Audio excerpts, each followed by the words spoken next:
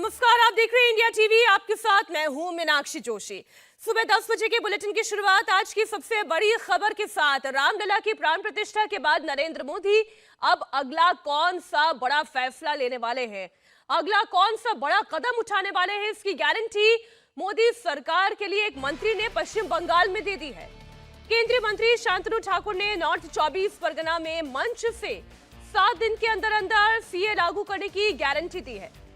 शांतनु ठाकुर ने कहा 7 दिन के अंदर देश में और पश्चिम बंगाल में नागरिकता संशोधन कानून लागू हो जाएगा। सीए कानून 2019 दिसंबर में ही संसद के दोनों सदनों में पास हो गया था। राष्ट्रपति से भी इसे मंजूरी मिल गई थी, लेकिन बस इसका नोटिफिकेशन आना बाकी है। शांतनु ठाकुर के बयान के बाद ये क्लियर हो गया है कि आने वाले कुछ दिनों में ही यानी कि फरवरी में सरकार सीए को लेकर नोटिफिकेशन जारी कर सकती है, जो कि 24 के चुनाव से पहले एक और बड़ा गेम चेंजर फैसला हो सकता है। आगामी एक सप्ताहेर मध्य भारतवर्षे सीए लागू होबे এই গ্যারান্টি আমরা আজকে এই মঞ্চ থেকে দিয়ে গেলাম। আগামী এক সপ্তাহের মধ্যে ভারতবর্ষ পশ্চিমবঙ্গ সহ ভারতবর্ষের প্রত্যেকটা স্টেটে सीए लागू হবে এবং সেটা আপনারা দেখবেন। আজকে সেই গ্যারান্টি এই মঞ্চ থেকে দিয়ে যাচ্ছি। আগামী এক সপ্তাহের মধ্যে ভারতবর্ষে सीए लागू হবে এই গ্যারান্টি আমরা আজকে এই মঞ্চ থেকে দিয়ে গেলাম। আগামী এক সপ্তাহের মধ্যে ভারতবর্ষ পশ্চিমবঙ্গ সহ ভারতবর্ষের প্রত্যেকটা স্টেটে सीए लागू হবে এবং সেটা আপনারা দেখবেন। আজকে সেই গ্যারান্টি এই মঞ্চ থেকে দিয়ে যাচ্ছি। आइए सबसे पहले ये समझ लीजिए कि आखिर नागरिकता संशोधन कानून है क्या, जिसे लेकर विरोधी लगातार सरकार को टारगेट करते आए हैं। सीए कानून के तहत पड़ोसी देश पाकिस्तान, अफगानिस्तान और बांग्लादेश से आने वाले अल्पसंख्यकों को नागरिकता का प्रावधान है। 31 दिसंबर 2014 के पहले आने वाले हिंदू, ईसाई, सिख, जैन और बौद्ध के साथ ही पारसी लोगों को सीए के तहत नागरिकता दी जाएगी और इसके लिए पाकिस्तान, अफगानिस्तान और बांग्लादेश से आए हुए विस्थापितों को डॉक्यूमेंट्स की भी जरूरत नहीं होगी। केंद्रीय मंत्री शांतनु ठाकुर ने तो पश्चिम बंगाल में यह क्लियर बोल दिया है कि अगले 7 दिनों के अंदर अंदर सीए लागू हो जाएगा। अब इस कानून की टाइमलाइन क्या है वो भी आपको बता दें। दिसंबर 2019 में ही संसद से विधेयक को मंजूरी मिल गई थी। राष्ट्रपति ने भी सीए को मंजूरी दे दी थी। इसके बाद देश के अलग अलग हिस्सों में सीए को लेकर विरोध शुरू हुआ। सबसे ज्यादा पश्चिम बंगाल, त्रिपुरा और असम में इसका विरोध हुआ। राजधानी दिल्ली के भी कुछ इलाकों में लोग कई दिनों तक सड़कों पर डटे रहे। 2020 में कोरोना के चलते सीए लागू नहीं हो पाया। कोरोना नहीं आता तो सरकार 2020 में भी इसे लागू कर सकती थी। नागरिकता संशोधन कानून लागू करने के लिए सरकार की तरफ से तैयारियां पूरी कर ली गई हैं। सीए के लिए पोर्टल बनकर तैयार है। पड़ोसी देशों से आने वाले विस्थापितों को पोर्टल पर ऑनलाइन आवेदन करना होगा और गृह मंत्रालय इसकी जांच कर नागरिकता जारी कर देगा। गृह मंत्रालय में सीए को लेकर तैयारियां भी पूरी हो गई हैं। आपको जानकारी दे दें, नागरिकता देने का पूरा अधिकार केंद्र सरकार के पास ही होता है। शांतनु ठाकुर के इस बयान पर बीजेपी की तरफ से रिएक्शन भी सामने आने लगे हैं। केंद्रीय मंत्री गिरिराज सिंह ने कहा, नागरिकता संशोधन कानून देश की मांग है। टीएमसी के कलेजे पर चढ़कर सीए को बंगाल में लागू करेंगे। देखिए, शांतनु ठाकुर जी ने जो बोला है कोई गलत नहीं बोला है। ये देश की मांग है नागरिकता कानून। भले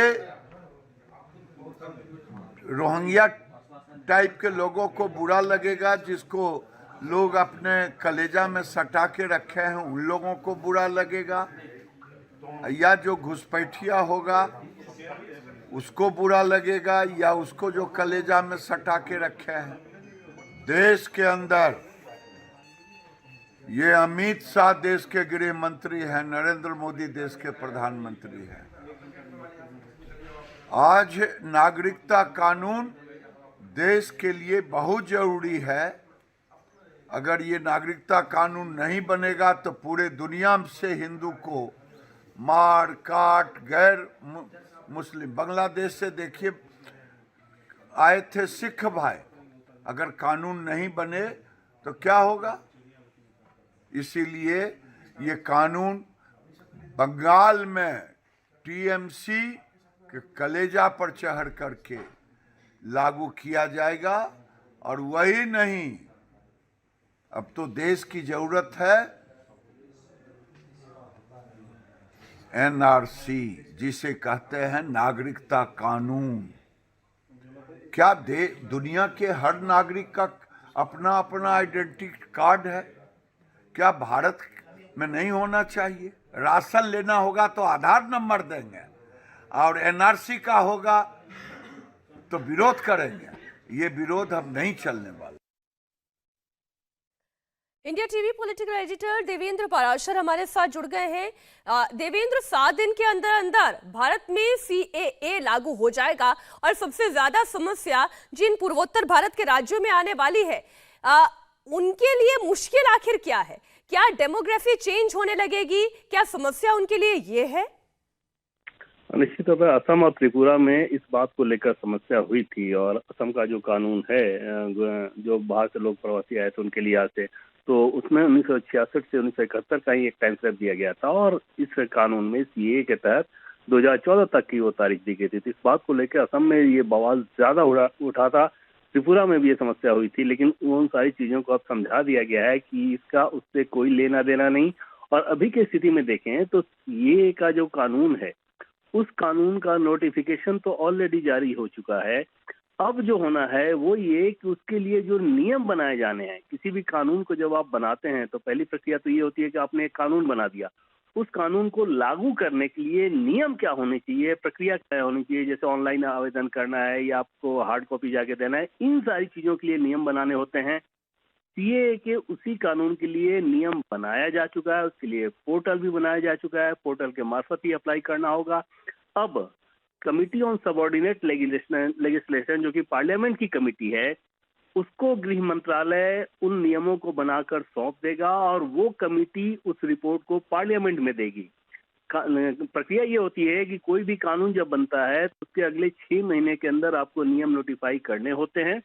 अगर आप किसी वजह से उस टाइम अंतराल में नहीं कर पाते हैं तो फिर कमिटी ऑन सबऑर्डिनेट लेजिस्लेशन को इन्फॉर्म करना होता है। उस कमिटी का काम ही यही है कि जो कानून बना, पार्लियामेंट ने जो कानून बनाया जी, उसके लिए जो नियम बनाए जा रहे हैं वो कानून सम्मत है या नहीं, इसकी पड़ताल वो करता है। और उस लिहाज से 8 बार इसमें बढ़ोतरी की जा चुकी है। अब क्योंकि पार्लियामेंट के बजट सत्र की शुरुआत हो रही है, तो उस बजट सत्र में तय माना जा रहा है कि इस कमिटी ऑन सबऑर्डिनेट लेजिस्लेशन के सामने गृह मंत्रालय वो नियम भेज देगा जिसके तहत सीएए कानून को प्रभावी किया जाएगा। और उसी लिहाज से शांतनु ठाकुर ने इस बयान को दिया है। मीनाक्षी, बहुत शुक्रिया देवेंद्र पूरी जानकारी के लिए आपका।